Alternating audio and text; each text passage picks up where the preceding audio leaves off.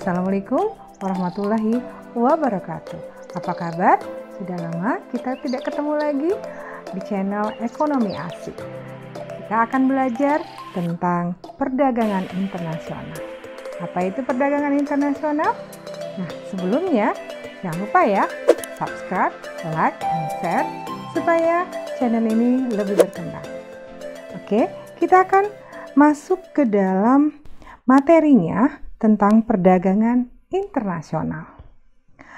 Apa yang akan kita pelajari dari indikator pencapaian kompetensinya adalah pengertian perdagangan internasional, mendeskripsikan manfaat perdagangan internasional.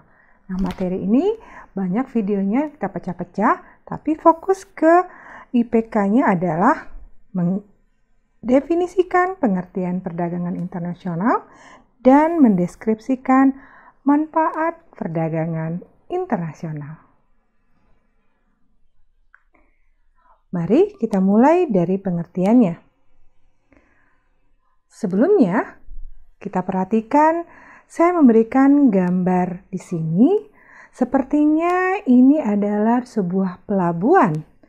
Nah, di pelabuhan ini ada kegiatan. Kegiatan apakah itu? Di sini ada kargo-kargo atau tempat pengiriman barang. Nah, ada tentu kalian berpikir pengiriman ini dari mana ke mana ya? Oke, ini bisa dari dalam negeri ke dalam negeri atau dari dalam negeri ke luar negeri dan dari luar negeri ke dalam negeri. Nah, kita akan mengenal kata-kata ekspor dan impor. Nah, untuk kita mengenal ekspor dan impor, berarti kita sudah melakukan kegiatan hubungan antara dua negara. Nah, berarti ada hubungan kerjasama dalam perdagangan. Nah, pengertiannya itu menurut Wikipedia. Apa? Perdagangan internasional adalah perdagangan yang dilakukan oleh penduduk suatu negara dengan penduduk negara lain atas dasar kesepakatan bersama.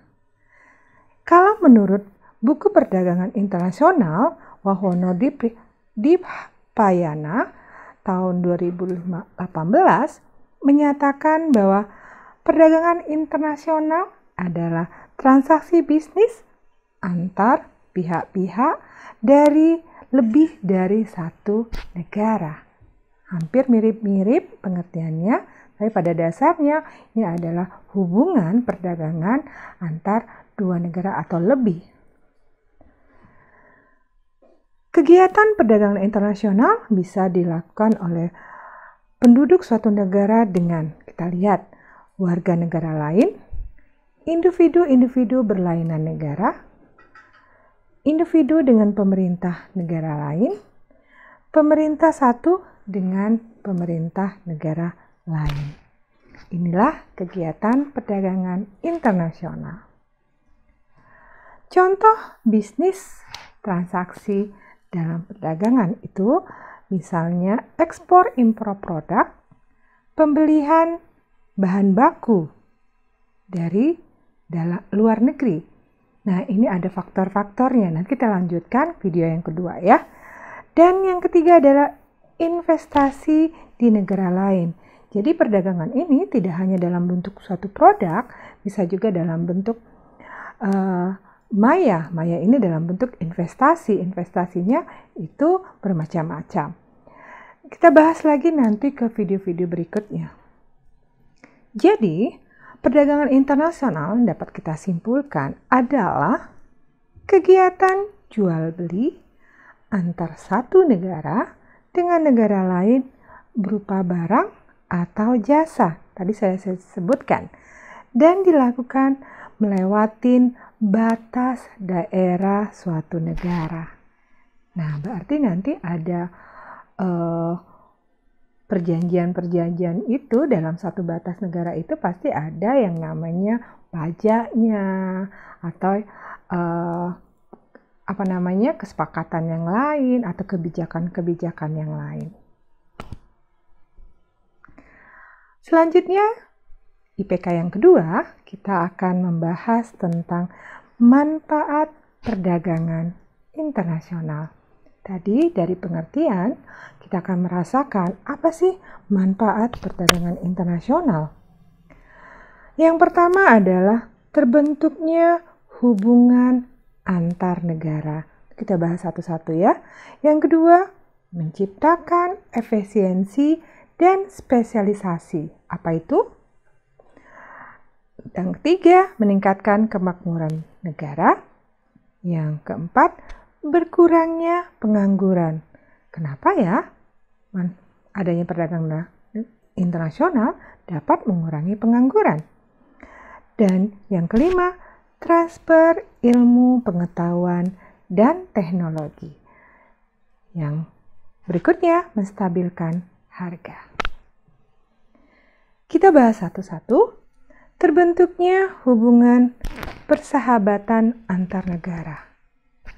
Di sini, apabila hubungan antar negara berjalan dengan baik, besar kemungkinan kerjasama keduanya akan berkembang ke banyak sektor dan tidak terbatas pada perdagangan.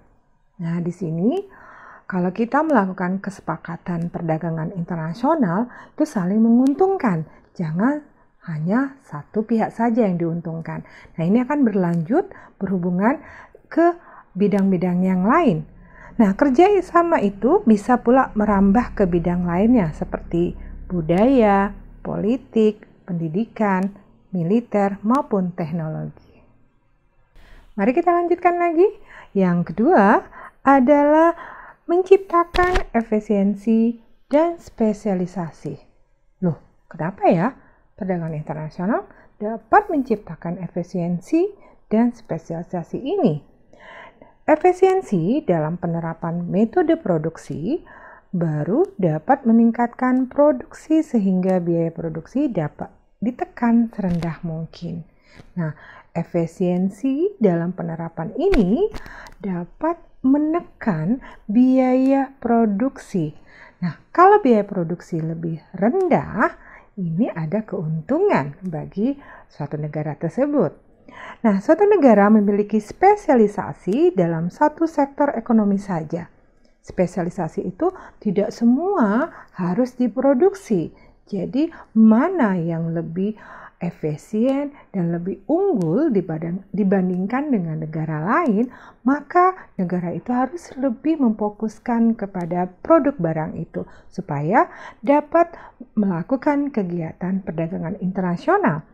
Tidak perlu memproduksi semua barang atau jasa yang dibutuhkan, akan tetapi hanya akan menghasilkan barang dan jasa yang menguntungkan. Itu yang saya katakan tadi ya. Oke, lanjut. Yang ketiga adalah meningkatkan kemakmuran negara. Produsen mengalami kemakmuran jika bisa meningkatkan profit. Profit itu laba ya, yang dimiliki dengan bergerak angka penjualan barang atau jasa yang berbagai negara dengan sedikit hambatan tarif atau non-tarif. Nah, di sini perlunya kebijakan pemerintah dalam membantu produsen untuk melakukan perdagangan internasional. Sedangkan konsumen mengalami kemakmuran bila telah mampu meningkatkan utility. Utility adalah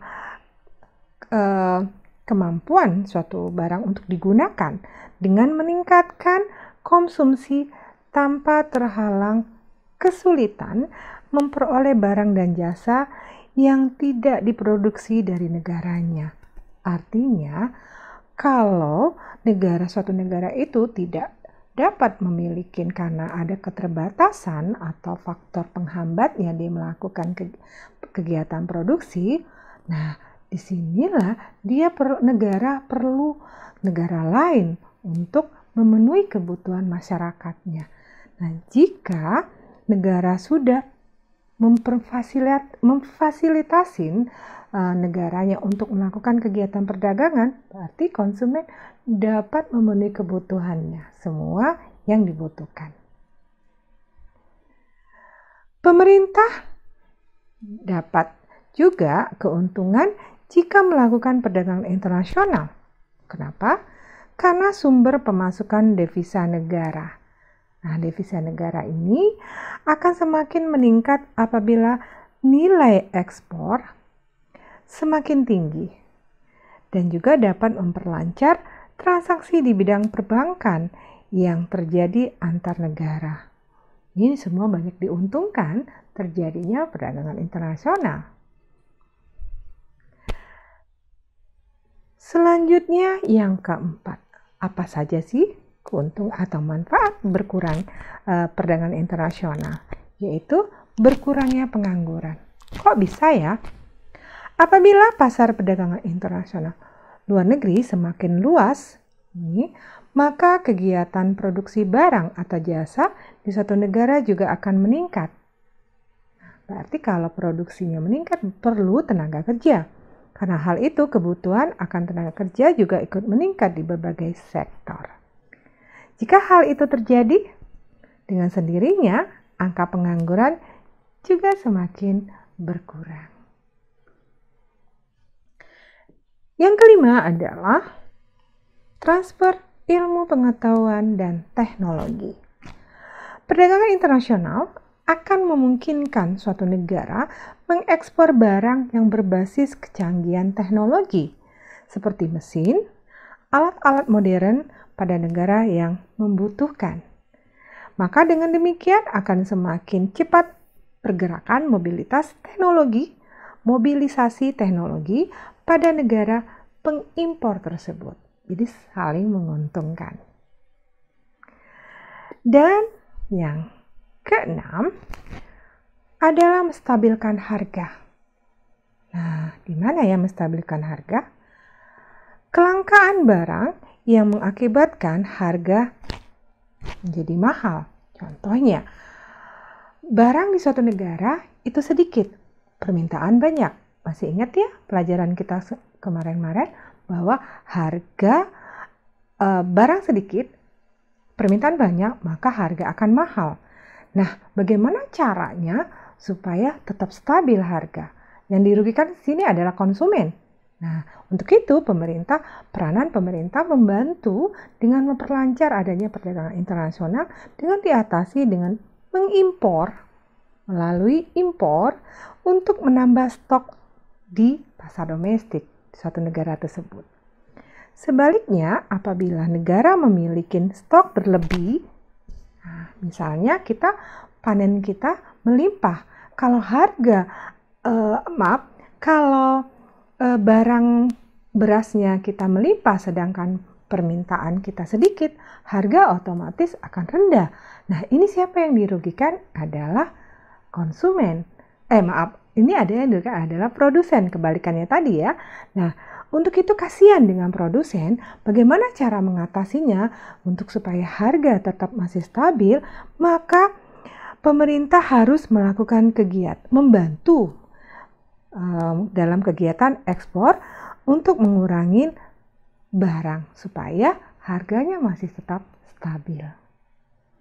Wow, banyak sekali ya manfaat dari perdagangan internasional.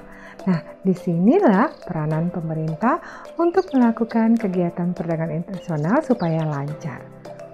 Nah, materi perdagangan internasional ini akan banyak lagi yang kita akan bahas. Ada yang lebih menarik yaitu kita akan menghitung kurs valuta asing. Simak terus ya channel ini. Sampai di sini dulu. Semoga pembahasan materi ini bermanfaat kita semua. Dah, Assalamualaikum warahmatullahi wabarakatuh.